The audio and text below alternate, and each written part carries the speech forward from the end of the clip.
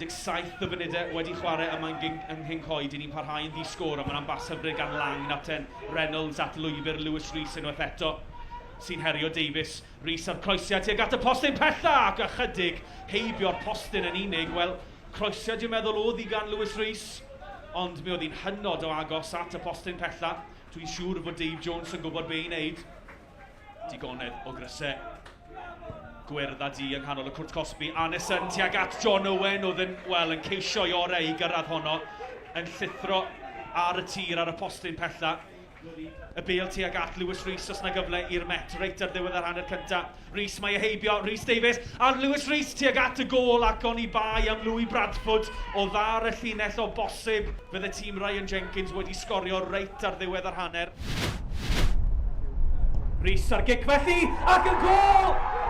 Ychydig yn llai na munud i fewn i'r ail hanner.